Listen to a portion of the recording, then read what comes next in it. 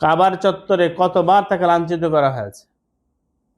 একবার তো তাকে গলায় গামছা বেঁধে আবু জেহেল টেনেছে, লাঞ্ছিত করলো।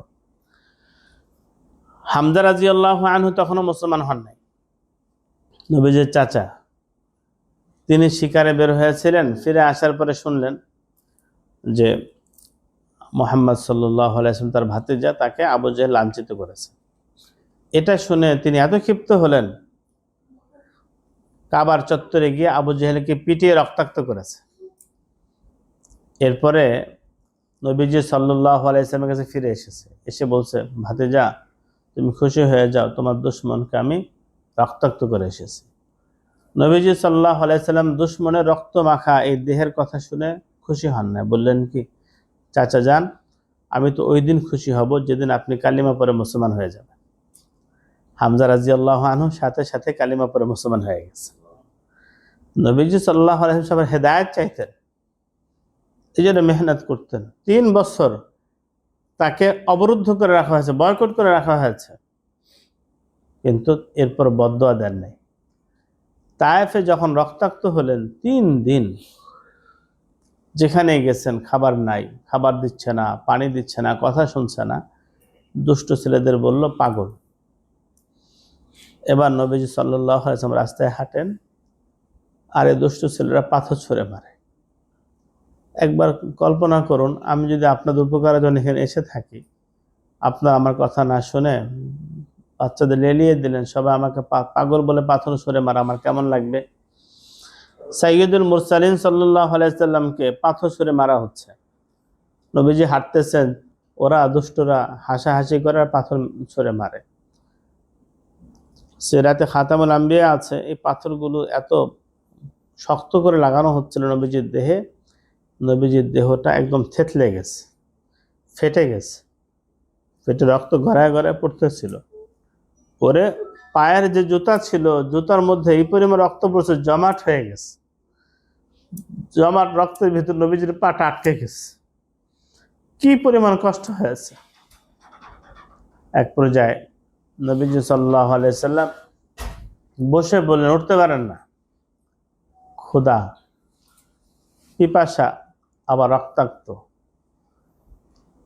তখন রবিয়া গোত্রের এক লোক এসে কিছু খাবার হাদিয়া দিল, খেজুর পানি। তার গোলামের নাম ছিল আদাস। আদাসের মাধ্যমে এই খাবার পাঠালো, খেজুর, কিছু আঙ্গুর, পানি ইত্যাদি। নবীজি সাল্লাল্লাহু আলাইহি ওয়াসাল্লাম এত প্রচন্ড ক্ষুধা অবস্থায়ও আল্লাহর নাম ভুললেন না, বিসমিল্লাহির রহমানির রহিম বলে খানা শুরু করছে। আদাস জিজ্ঞেস করলো যে তুমি কি বললে? বলে বিসমিল্লাহির রহমানির রহিম। এটা তো আমাদের দেশের মানুষ বলে। তোমার দেশ কোথায়? নিনওয়া। আমার ভাই ইউনুস আলাইহিস সালামের দেশের মানুষ তুমি? হ্যাঁ। দেখো, তিনি আমার ভাই ছিলেন, নবী হিসাবে আল্লাহ রাসূলের ভাই, তো তিনি নবী ছিলেন, এই জন্য আদাস তুমিও মুসলমান হয়ে যাও। নবীজি সাল্লাল্লাহু আলাইহি সাল্লামের এই রক্ত মাখা অবস্থার এই আবেদন ওই আদাসের দিলে স্পর্শ করছে, সে কালিমা পরে মুসলমান হয়ে গেছে। পরে নবীজি সাল্লাল্লাহু আলাইহি সাল্লাম ওখানে নামাজ পড়ছেন রক্তাক্ত অবস্থায়, তার পিছনে তার খাদেম যায়েদ ছিলেন, আর এই আদাস। আর ওখানে বর্তমানে একটা মসজিদ আছে, মসজিদে আদাস। তায়েফের এই অঞ্চলটায় মসজিদে আদাস লেখা আছে, নেম প্লেট। রক্তাক্ত অবস্থা নবী যেখানে নামাজ পড়ছে। তো নবীজি সাল্লাল্লাহু আলাইহি ওয়াসাল্লাম রক্তাক্ত অবস্থায় যে পড়েছিলেন, জিবরিল আসছে, আসমানে বরদাস্ত করতে পারে না ফেরেশতারা। আল্লাহর হাবিব তো গোটা মাখলুকের মধ্যে সেরা, তো ফেরেশতারা পর্যন্ত অস্থির হয়ে গেছে। তো নবীজি রক্তাক্ত, ক্ষত বিক্ষত। জিবরিল আসছে, যা নবীজি অনুমতি দেন, পাহাড় চাপা দিয়া শেষ করে দিই, পাহাড়ের ফেরেশতা আছে। এই তায়েফের দরকার নেই, তায়েফবাসীর দরকার নেই। আমরা হলে কি বলতাম, তাড়াতাড়ি দাও, আমাকে চিনল না এরা, আমাকে এত কষ্ট দিল, শেষ করে দাও। প্রথমে ফেরেশতারা আল্লাহর কাছে আবদার করেছিলেন যে আল্লাহ, তায়েফবাসীকে শেষ করে দিই, আপনার মাহবুব নবীকে এত কষ্ট দিচ্ছে। বলল, আগে তার কাছে জিজ্ঞেস করো সে কি চায়। ফেরেশতারা যখন নবীজি সাল্লাল্লাহু আলাইহি ওয়াসাল্লাম এসে বললেন, নবীজি সাল্লাল্লাহু আলাইহি ওয়াসাল্লাম বললেন, না, না, এরা মানে না, হয়তো এর পরবর্তী ওরা মানবে না, এদের ধ্বংস করো না। এই জন্য রহমাতুল্লিল আলামিন আজকে ওই নবীর উম্মতি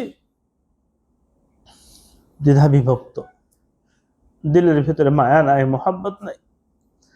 এই জন্য মানুষকে ভালোবেসে, মানুষকে মহব্বত করে মানুষের কল্যাণে আমার নিয়োজিত হওয়া, এটা নবীজি সাল্লাল্লাহু আলাইহি ওয়াসাল্লামের সুন্নাহ।